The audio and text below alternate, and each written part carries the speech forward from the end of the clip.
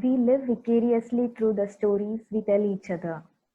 Hello and welcome to this month's GLOW Heartfulness Webinar Series for women. And please join me in welcoming Sara Babbar as my co-host for today. Sara Babbar has just finished her postgraduate studies in Human Development and Family Studies, and she's a university gold medalist.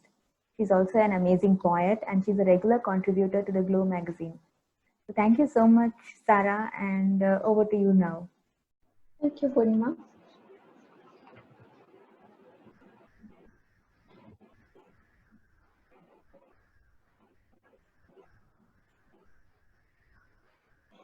Hello everyone, welcome to this month's GLOW webinar.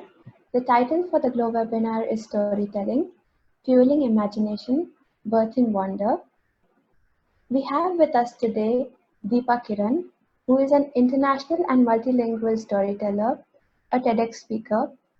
She has performed at various national and international storytelling fests, and she is a national award recipient for Best Digital E-Content.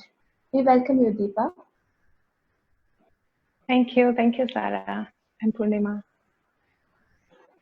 The takeaways for today's webinar will be, we'll discuss how stories enrich life, storytelling in this new modern digital age, importance of storytelling across relationships, enhancing communication skills through storytelling, and skills of a good storyteller.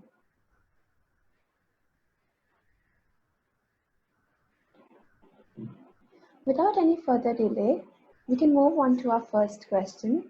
The first question is that how do stories enrich human life?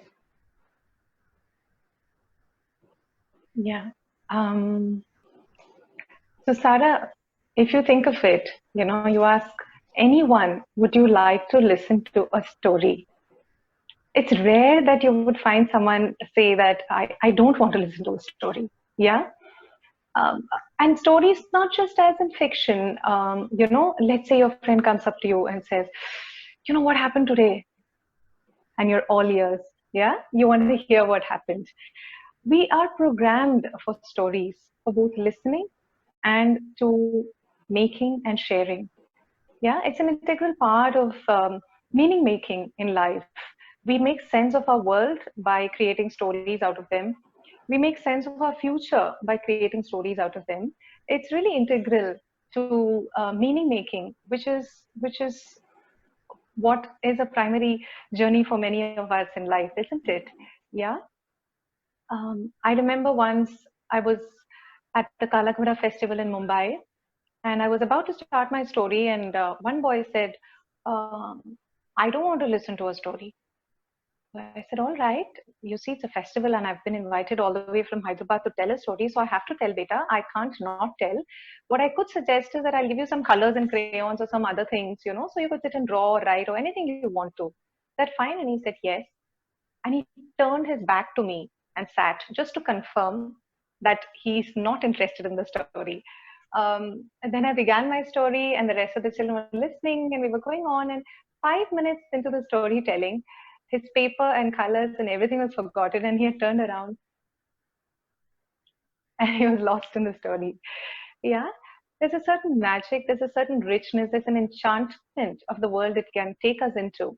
And just like Purnima said, it offers us a vicarious experience, which means we're experiencing something, but we aren't actually experiencing it. Yeah. And that's when we get to both experience it as well as distance ourselves from the experience. This ability to empathize with something and at the same time think about it critically develops two important skills in us. Yeah, the ability to empathize, to see the other story, and at the same time to be able to think about it critically with a discriminatory mind. So in that sense, storytelling can be deeply enriching process in the journey of life. Yeah. Thank you for that answer. Stories, yes, they do really enrich our life. And that brings us on to the next question. If stories really enrich our lives, today in the modern era, when everything is at a click of a finger, We have so many stories online. What is the impact it is creating on children? Because it is really important for me as a child. I have listened to stories from my parents and my grandparents, and I still love to listen to stories from my friends, and I love to tell stories also. So, how is this whole digitalization of stories, of cartoons, of this medium, how is that impacting children, child development, and relationships in general? Right. Um, a very significant question, isn't it? In the times we live in, perhaps this question wouldn't have been as relevant 50 years ago, 60 years ago. Yeah, but in today's times, it's on everyone's mind, on everyone's heart. And as I see it, both as an educator, as a storyteller, and as a parent of two teenagers, my sons are 13 and 15 now. As I see it, technology, digital technology is something, of course, which we cannot avoid, which we cannot ignore. This entire webinar is happening with digital technology right now. Having said that, there is a very important need. There is a dire requirement to look into what is happening with technology, how is it being used, how are we employing it, or is it employing us?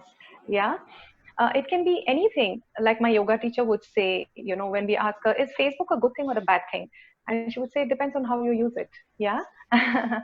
So in that sense, how are we engaging with this digital technology? That is the primary question. Yeah. Um, in terms of the number of hours that we are investing, certainly a lot of us are going overboard. Yeah, we could afford a certain restraint in terms of the hours we spend. One of my observations is, when we share a story orally, right? Okay, so let me share one right now. Yeah, and it's connected with the answer. So once upon a time in Africa, in a beautiful village, all of the villagers sat in a circle, and right in the center was someone they were looking up to, deeply lost in concentration and focus, enchanted by this person. In walked a white man from the city. He saw what was happening and he said, "What's going on?" And the villagers said, "Come, come, he's our village storyteller. He knows so many stories." The white man thought, these people don't know about television. So he went to the city. He bought a nice television set and had it fixed in the village center. And he told them, "Come here. This box, it knows many more stories than your storyteller. Enjoy." And the white man was gone. He returned after a month to the village center, only to find the television box sitting all alone in the village center. He walked around and he found all of the villagers sitting right around their storyteller, listening to his stories. Now the white man said, "Hey, I got you this fantastic box. This television set, it knows so many stories." And they said, "Yes, that television set knows so many stories, but the storyteller knows us." Yeah. This is a story I often share. Yeah. When we are talking about technology versus human interaction. Yeah. Technology is beautiful. Technology is essential. However, if we are going to live under this myth that it can replace or it can substitute what face-to-face human engagement offers, then we are setting ourselves up for some serious disaster. Yeah, because it really cannot. It really cannot. Today, teachers, parents, all of us are looking to outsource our roles because we are so overwhelmed with our other duties, our other responsibilities of running home and earning a living. Yeah, so it apparently seems like a convenience. It seems like a nice thing to do, to just let the child be busy with a digital gadget. However, if we just stop to see the long-term repercussions of these. For example, you have play school principals who have been in the field since 20, 30 years mention that we have seen that the age at which the children start speaking, the infants start speaking, has now increased. If we had more of infants who would start speaking by 1.5, we have more and more infants today who haven't started speaking until 2.5, haven't started speaking until 3 years. Yeah? Definitely, we cannot ignore the role that digital technology is playing here. Yeah, they haven't had enough human interaction, they haven't had enough socialization, and eventually these are the skills that are going to hold us in good stead. Yeah, we take pride in how the child is operating the mobile so well. They will, most children will, because that's the nature of that device, that it's easy and user friendly. Yeah, that does not automatically imply that we give hours and hours of it to the child, right? So let's just be aware of that. Another aspect I would also like to bring up is, when you were listening to the story right now, yeah, there was no village, there was no storyteller, there was no television set. But did you experience all of that? Did you see all of that? Yes, I was actually captured. I was captivated in the story. Yes. And where did you see all of that? Where did you create all that? My imagination. In your imagination, in your mind, right? However, if you were to see the same thing as a film, let us say, I have nothing against films. Even I watch films occasionally, good ones that are recommended by many people, and I enjoy the process, but I don't watch too much. I don't stay online too much. Yeah. So imagine that you had a film, yeah, made on this story that I told you, right? What would be the difference in the experience of watching that film and the experience of listening to someone tell you the story? It's the way you told it, or the way a storyteller tells it, the voice modulation, the eye contact, everything makes a difference. Yeah. And how you connect to it. You actually survey the audience to see what stories they would like. So that definitely makes a difference. Yeah. And in the case of a film, right, the images are already pre-decided. Yeah. Do you get to see your imagination in that film? No. Right? It is someone else's imagination.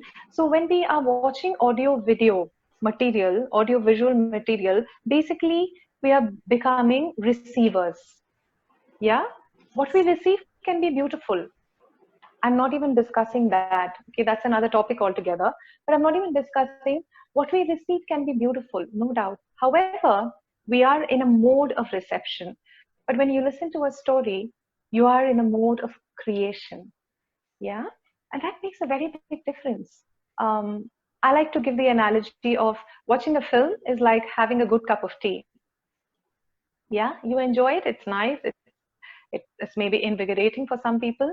But listening to a story is like coming together as a community and saying, hey, let's make some tea. Somebody gets the firewood, somebody gets the pot, somebody gets the water. We light it up together. We all sit there. We put our little cups, we cook it, and we take and we sip it all together. Yeah? That entire process, that is storytelling, right? And we are going to take away from experiences like that if we are going to engage a little more with digital technology, right? So this is a danger that we should be wary of. And I'd like to mention one more, which is a neuroscientist was talking about how when you look at, for example, okay, when you look at an audio video, um, a rhyme, okay, you look at a rhyme which is set in a farm. You have this colorful farm coming, you have the pig, and you have this animal, that in pink, this in red, that in blue, and ching, ching, ching, ching, ching, ching. You have all kinds of sounds and uh, invigorating environment that excites the child in just a matter of 15 seconds. Colors, sounds, visuals, what have you. Yeah. And how many neurons are getting triggered? At one point, we might think all this is very good, but what about excessive triggering, right? Now, contrast that with when you take the child, when you take the child actually to a real farm. Yeah. It happened with my friend's child. She had come from Sydney, and I was going to the farm with my children, and I asked her if she'd like to come along, and she said, "Yeah, I'll come. I'll bring my 7-year-old daughter." And the girl was very excited. Farm, farm, farm. And when she went there, she was bored. She was absolutely bored because her definition, her imagination of farm was all about this excitement, these colorful animals, these sounds, these, you know, and she sort of got addicted to that. So these are the kinds of danger that we would be in. And rather than danger, I just say what we should be cautious about. Yeah, we should be cautious of what we should be cautious about when we choose to engage with these media, when we choose to allow our children to engage with these media. Let's do it with more awareness. Let's do it from a more conscious space. Then automatically, I guess, what we watch, how long we watch, will all get a lot more aligned, right? So, I would like to just validate or authenticate what you just said. You do these live storytelling sessions on the Glow Facebook page, right? Every Friday. So I just remembered a beautiful testimonial which you received, and there was this one participant who said, while I listen to stories which you share, I feel like I'm part of this big community or group, thousands of us who have joined just to listen to you, because you have the style of pausing a story, interacting with the participants through the comment box, and say something relevant to them, take their inputs, and then you continue the story, right? So that's like it gives the participants the feeling of connected with you, and this big feeling of staying connected with each other also. So it's an extension of just listening to your story. It's more like being part of the big conversation. So thank you for doing that, and thank you for giving us these beautiful stories. And Thank you so much, Purnima. I think it's absolutely true. See, when we do Facebook live sessions, we are actually using technology, but it is still the voice modulation, the contact, the connect which forms this community. If we are watching a video of a farm, like you just said, where there are so many colors, there is still a difference between that and a live person telling the story online. So I think technology has both benefits and not a good impact too, but and we should take both sides of the coin. And in these times, in this pandemic, I think technology is proving to be very important. But after that, we are going to be having to take a step back and take a look at ourselves, whether we are immersed in it or whether we can distance ourselves from it. And coming back to this point that when you interact, and as you said in the fest, the child who turned his back away and then he turned back to listen to the story. I would like to come to you as an English teacher. What do you feel? How do stories enhance communication skills? And how do children just learn to talk? As you said, that now the age of talking has also started getting delayed, so it actually means this human to human contact is very essential. So we would like to know a little more from you. Right. So my work with English language teaching began in 2000 when I just finished my master's from the University of Hyderabad. And the one thing I knew I didn't want to do is teach. So of course, life threw me into teaching. And a neighbor auntie said, Deepa, there's this contractual appointment for 3 months. You know, there's a Kendra Vidyalaya teacher who's on leave, class 11th and 12th. Will you join for 3 months? So I thought, okay, until I find my dream job, I'll join for 3 months. What's the big deal? And it was the first time I taught in a government school. And my students were about 4 or 5 years younger to me, many of them 2, 3 inches taller than me. And it was quite interesting because they were not there in the classroom and I didn't know what to do. I remember going and asking the Hindi teacher, "Ma'am, bache nahi hai class mein, the children are not there." And she said, "Oh, never mind, they must be in the playground, go and call them." Like, huh? I have to go and call my students. So I went to call them. And then even worse, they're playing volleyball and they're telling me, "Yeah, ma'am, we'll come in 5 minutes." Like, what? Horror of horrors. So leave alone learning English, the children didn't even want to come to class. Yeah. So starting from there, I had to work with them that, you know what, we have to study English. You know what, you have to read the textbook. So I discovered that if I told them that, listen, if I tell you the story of that chapter, will you go back home and read it and come back so we can have a discussion tomorrow? And they all said yes. So I said, what do I have to lose? Let's experiment. I told them the entire chapter as a story, and they really did read it and come back the next day. And that was a very big learning for me, because until that point, like many teachers, I thought that most students don't read because they're lazy. They don't want to do the homework. They just don't have interest in their learning process. And, I had all those strange notions. But then I realized that they basically had trouble comprehending the story. And when I had orally narrated it, it gave them the confidence to explore the written form of the text. Yeah. It also generated an interest to see what it's like to read the same story which they had heard.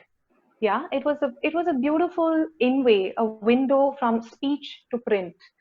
So this is one thing I discovered as I taught class 11 and 12, and went on to find so many, many, many more benefits over the years of how oral storytelling can be a beautiful platform, a catalyst, a trigger, yeah, or even a partner, a co-passenger in the learning process in English when it comes to the four skills: listening, speaking, reading, and writing, as well as the elements vocabulary and grammar.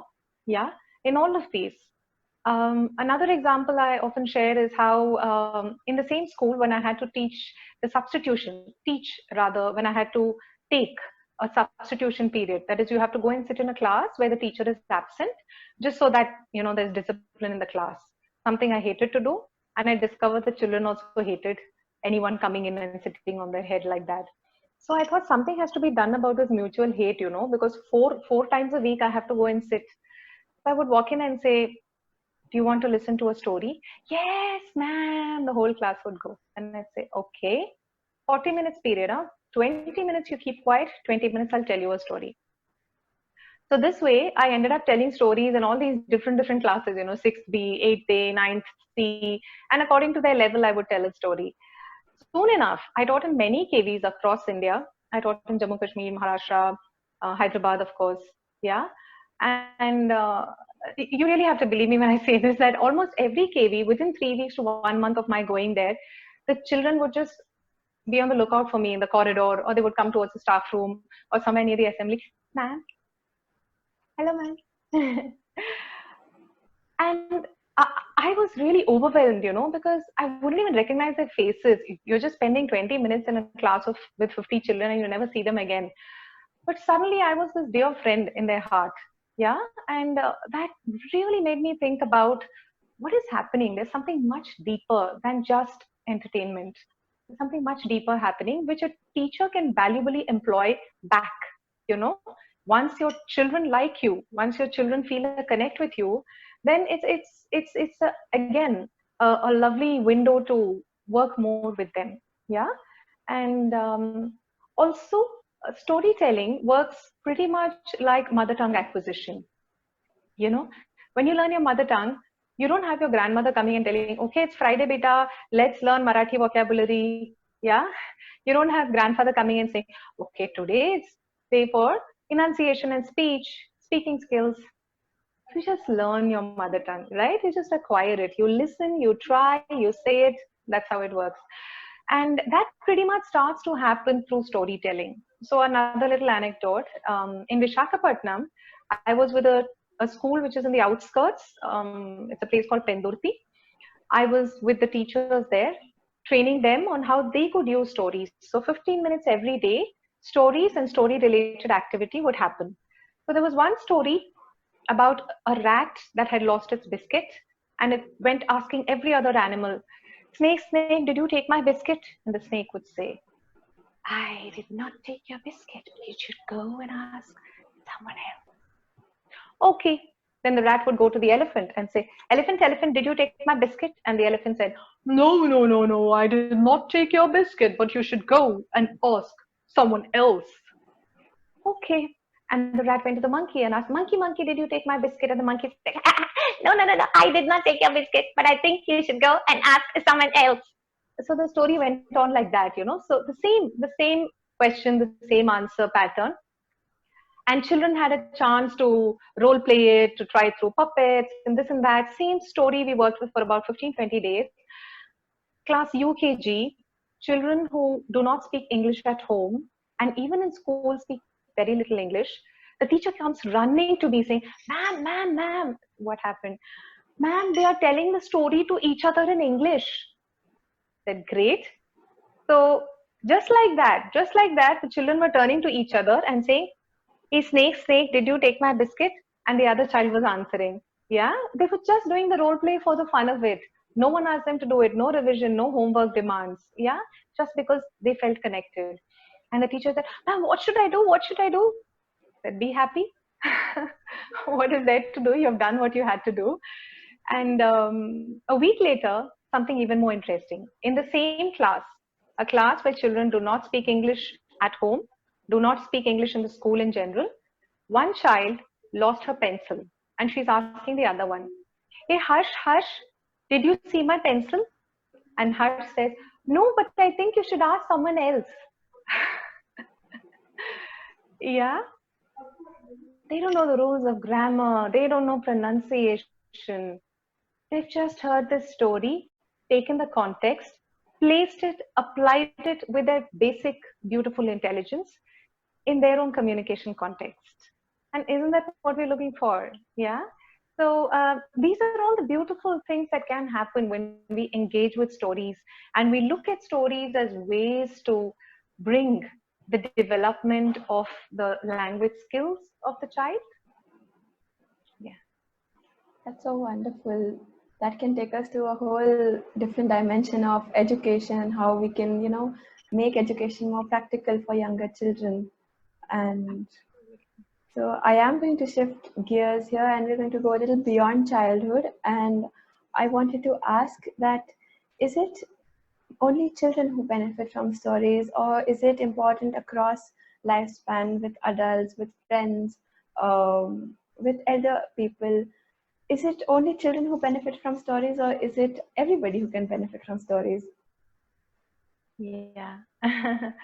It's nice you asked that. Thank you very much. Because there is an assumption that stories are only for children. Yeah.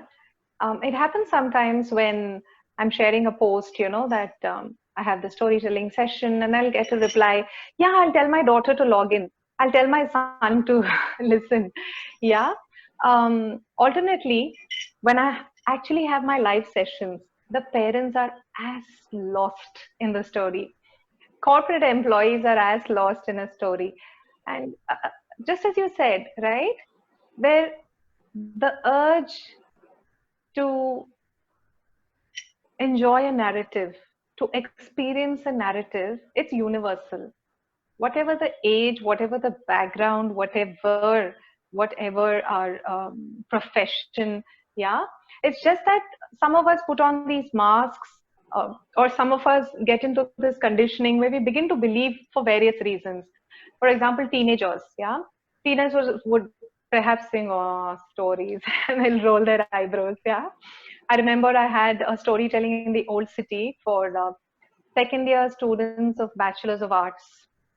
It was a government degree college, and there were 200 students, 180 boys and 20 girls in the old city of Hyderabad. And before I entered, the teacher was telling them, "The guest faculty is coming. Hasne ka nahi?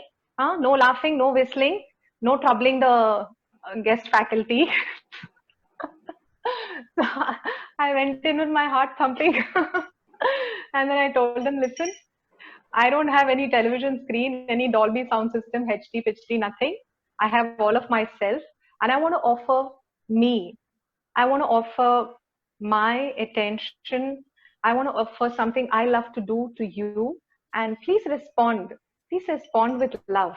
Yeah, don't. don't bother about whether I'm being silly, whether it's funny, just humor me, yeah, and be with me. I'm sure we'll have a beautiful experience. So I narrated a story, and I had to have a 1.5 hour session there.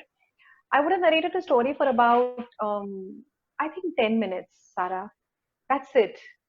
After that, somebody got up and said, the first thing was, ma'am, I thought stories are only for children, but now I know it's for all of us. And then another person got up and said, I want to tell a story. So we called him on the stage, and then another, and then another. So after that, I didn't have to do the show at all. They were so excited, they were so triggered, it was beautiful. Again, a session at Google that I had sometime last year, early last year, for employees of Google on team building. Yeah. And they came right in between their work, and they had this 45-minute slot. They had to get back to work, okay, let's do it fast or whatever. Then I gave them I told them stories, and I gave them some stories which they had to tell each other. And there was just a different energy in the entire room. Yeah. By the end of it, they're like, oh, I never thought of it this way. Oh, she feels like this. There was laughter, there was lightness. Yeah. It's bound to happen. There is that child in each one of us. For whatever reasons we have, we deny, or we ignore, or we pretend we can't see the child. Yeah. And one of my recent ones I just remembered was when I was in Thailand last year. There was a 102-year-old lady who was in the audience. And she was there when I was narrating. She knows only Thai. We had a translator who was telling my stories in English. And the next day, I was sitting next to her for lunch, and I asked someone, can you please ask her if she remembers my storytelling session? Yeah. And I wasn't sure because, in my head, I thought, oh, 102-year-old memory. I was in for a big surprise. Huh? She's one of the sharpest minded persons I've ever met. Yeah. And when they asked her, how did you find Deepa's story? She had this big smile on her face, and she said something in Thai.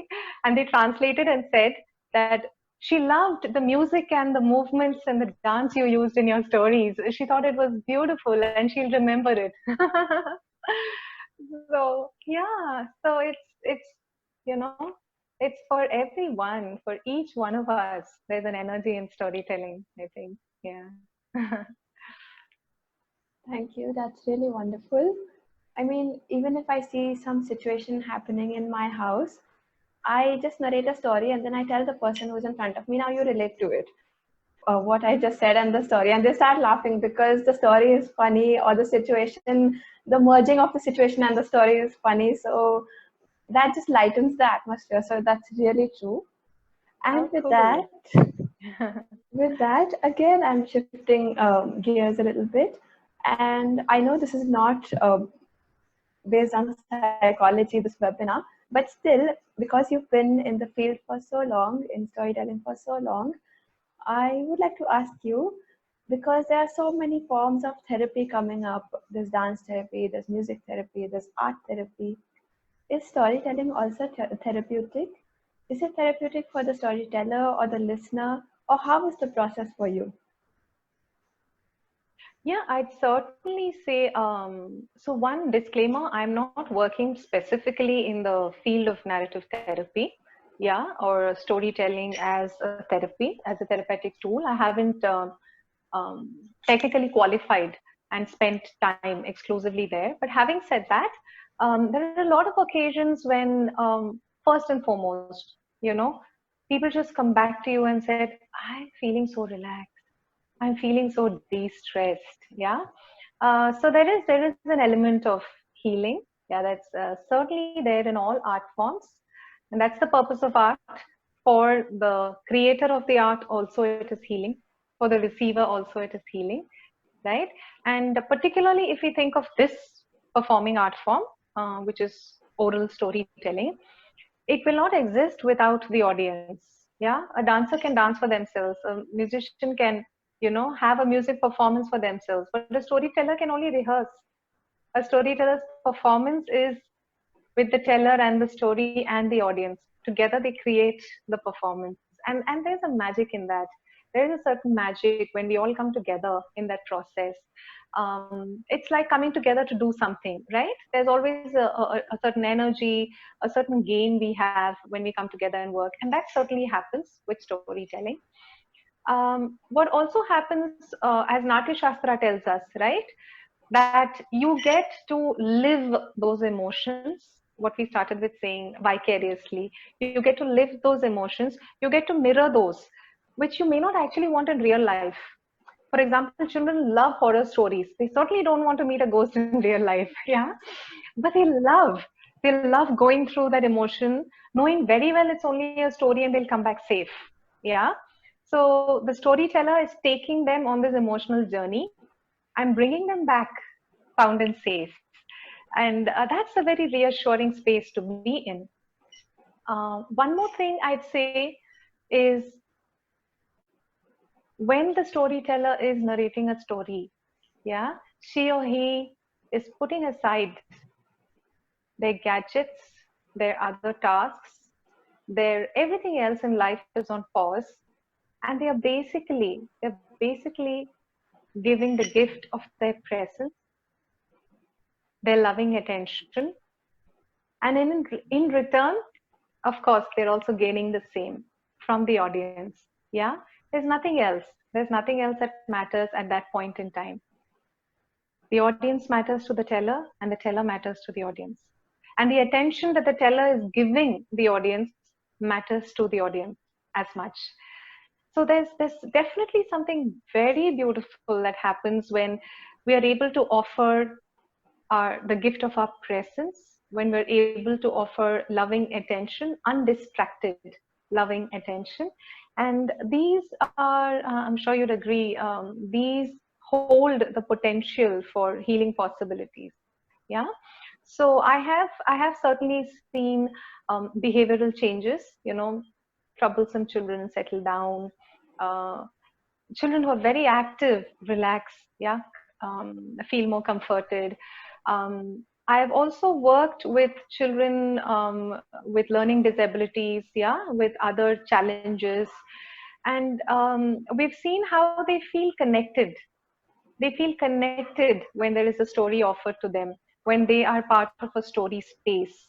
So definitely storytelling and narratives are a powerful tool. And when we work with personal stories for, let's say, adults and older people, the other opportunity it offers is perspective, right? It teaches us that if I have a story about my past, I like to quote Mark Twain here when he says, I had so many problems in my life, and some of them actually happened. Yeah.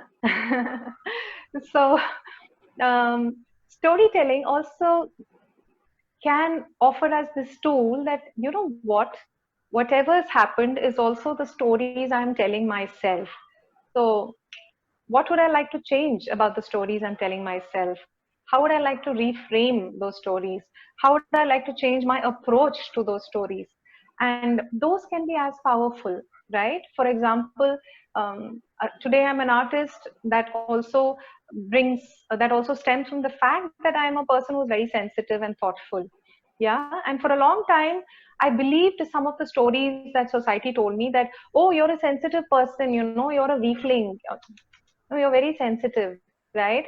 And I believe that story. And I used to be apologetic about being such a sensitive person, right? And it took me a long time to realize that I don't have to buy that story and I can change the story. Yeah. Being vulnerable, it takes a lot of strength to be vulnerable. It takes a lot of thoughtfulness to be sensitive. Yeah. And I have been able to see it as my strength and employ it in my journey as an artist. Yeah. Similarly, it can offer the space to many people to be able to reframe their stories and to just simply understand that it's within you what you do with your stories, how you frame them. It doesn't lie outside of you. Yeah. So these can be, I think, healing therapeutic in many ways. Yeah. Thank you so much. That's a whole new perspective on storytelling, I think. Uh, so now you have done so many live sessions with us, And this is not a question, but it's a request that if you could tell a story here on the webinar, a short story, it would be really nice. Right. Yeah, sure. Okay. Um, so I will share this story that's coming to my mind. This is a story of a small village. There was a beautiful little village, and just like most villages in India, at the heart of the village was a banyan tree. And right on top of the banyan tree would come a little birdie singing to herself every day. Kuyo, kuyo, kunja kuruvi, chinna kuruvina. Kuyo, kuyo, patta kuruvi, chilla kuruvina. Kuyo, kuyo, chinna kuruvi, kunja kuruvina. And one day, the birdie came flying back, chirping real loud. As the people watched, what was she chirping so loudly about? They saw a gentleman, an elderly man come along with a young man. The man looked like a sadhu. He sat down under the banyan tree and simply sat and meditated. The younger man, along with him, looked like someone who was an assistant who was helping him with his tasks. Once in a while, he would open his eyes. He would sing praises of the Lord. Mauli, Mauli, Mauli, Mauli, Mauli, Tukkara, Mauli, Mauli, Mauli, Mauli, Mauli, Mauli, Tukkara, Mauli, Jnaneshwara, Mauli, Jnanadeva, Mauli, Tukkara, Jnaneshwara, Mauli, Jnanadeva, Mauli, Tukaram, Jnanedev, Tukaram, Janabhai, Tukaram, Jnanedev, Tukaram, Janabhai, Tukaram. Jnanedev Tukaram Jana Bhai Tukaram Jnanedev Tukaram Jana Bhai Tukaram Jnanedev Tukaram Jana Bhai Tukaram Jnanedev Tukaram Jana Bhai Tukaram Jnanedev Tukaram Jana Bhai Tukaram Jnanedev Tukaram Jana Bhai Tukaram Jnanedev Tukaram Jana Bhai Tukaram Jnanedev Tukaram Jana Bhai Tukaram Jnanedev Tukaram Jana Bhai Tukaram. The old man would be lost in his singing and his dance. Soon the people began to gather around, offering food, offering milk, fruits. The Baba would accept and quietly go back to his meditation and his music. Soon they started coming once in a while with their problems. Baba, actually in my farm, that cow, whenever it is giving, somebody would come with a problem. Then another time, a lady would come. Baba, my husband is such a lazy fellow. Every time I tell him to go and she would tell her story. So sometimes a little child would come, Baba, in the school, that teacher, different people started coming to him, pouring out their problems, waiting for him to give a solution. And each time he would tell a story. One day, the disciples sat down and asked, Baba, so many people come to you with problems. And whenever they come to you with a problem, you don't answer their question, but you tell them a story. Why? And the old man said, can you get me some water? Oh, his assistant thought. Once again, he goes off without answering the question. Anyways, he went and in a little lota, a small pot container, he brought the water and gave it to him. He said, here is the water. Thank you very much. Why did you bring the water in this? Well, this is the only thing we have to carry the water. I had to bring it in something. That is right. I have to give the truth in some container, and that's why I tell stories. The Guru answered. So that's one of my favorite stories about storytelling. That's wonderful. I think that captures the essence of storytelling, a story within a story, and I really enjoyed the story. Glad. Yeah. So, as you said, that stories help us connect with each other. For the storyteller, it helps connect within themselves to dig out something which they have heard or something which may have happened, and it brings it out.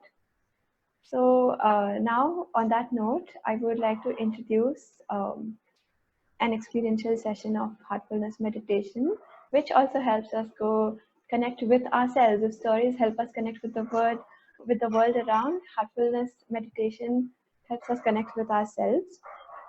And we'll be going through an experiential process of the relaxation and the meditation. Let's begin now. Gently close your eyes. Feel your toes and wiggle them. Feel them relax. Move your attention to your legs. Feel the energy from the earth entering through your feet, going up from your ankles to your calf muscles and your knees, relaxing your lower legs completely.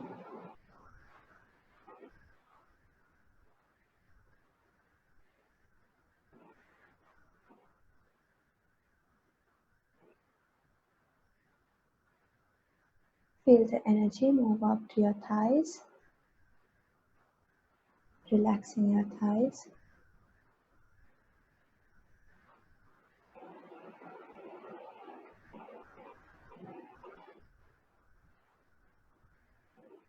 Your hips are completely relaxed now.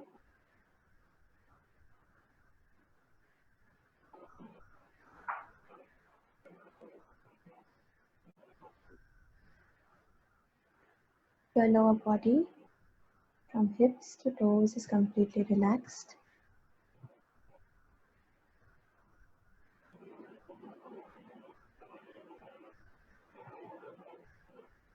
Gently move your attention to your waist. Feel it relaxed.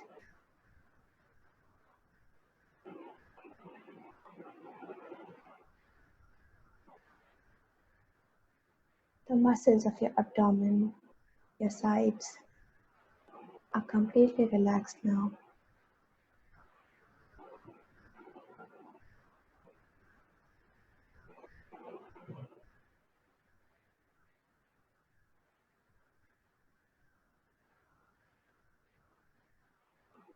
Move your attention to your chest.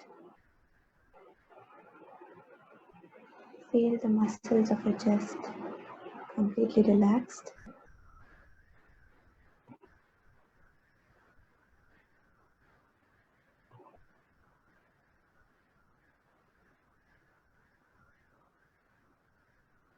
The frontal part of your body is relaxed.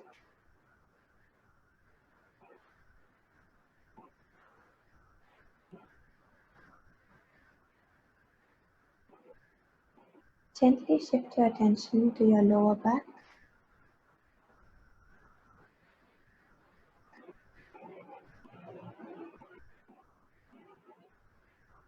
Now your upper back. Feel your back detensioned, completely relaxed.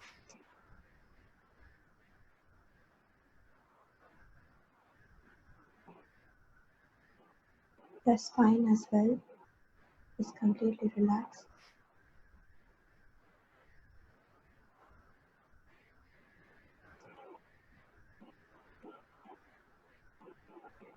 Bring your attention to your shoulders.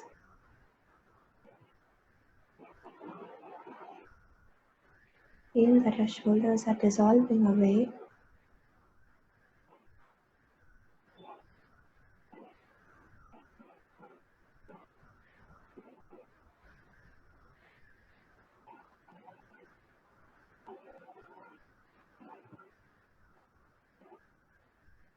Bring your attention to your upper arms, your elbows, your forearms,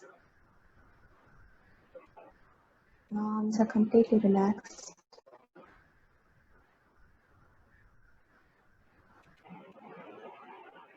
Feel the energy move to the extremities, your palms, fingers, fingertips.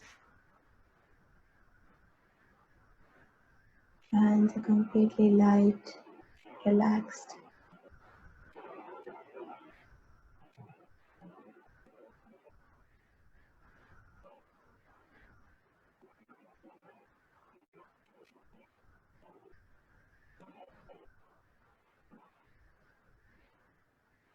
Bring your attention to your neck.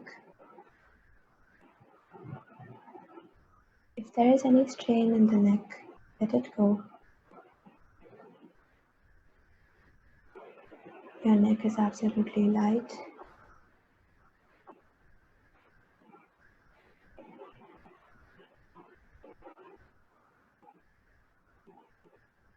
Feel the energy move up into your face,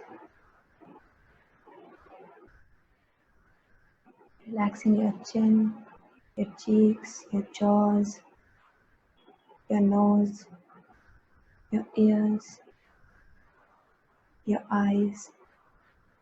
They are gently closed.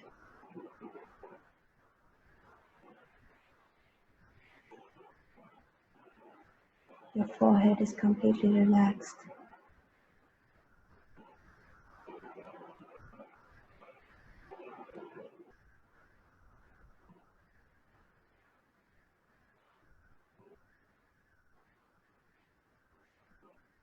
Relax your mind.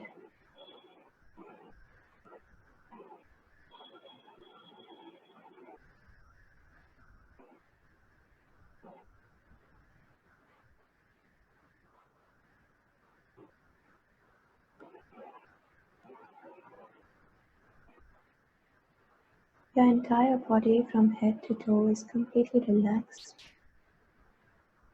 Scan your body. If there is any tension in any body part, release it. Let it go.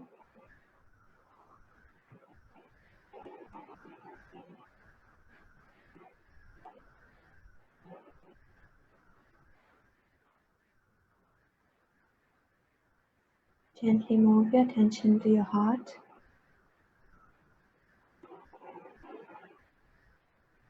Feel the love and the light in your heart, and you are immersed in it.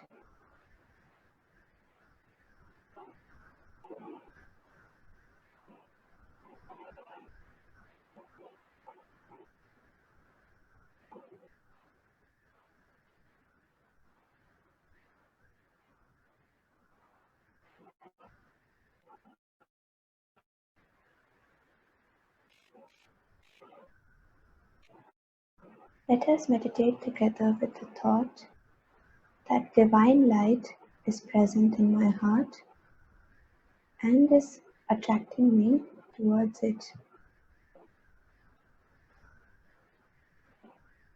If there are any other thoughts, gently bring your awareness back to your heart and that you are meditating on the divine light.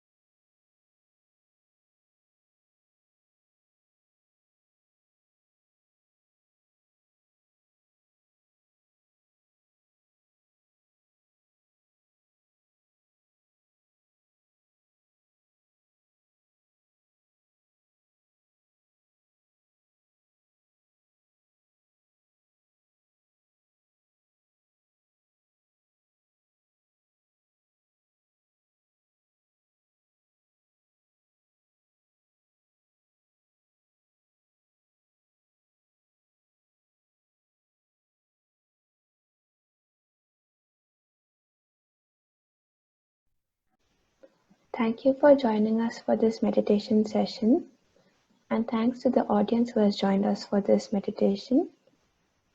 To stay connected with us, to share any feedback, queries, or request for a Heartfulness trainer, you can write to us at glow@heartfulness.org. We have two types of webinars, the Pearl webinars and the Glow webinars. The link for both are attached. If you want to connect deeply with Heartfulness, we have a few options for that.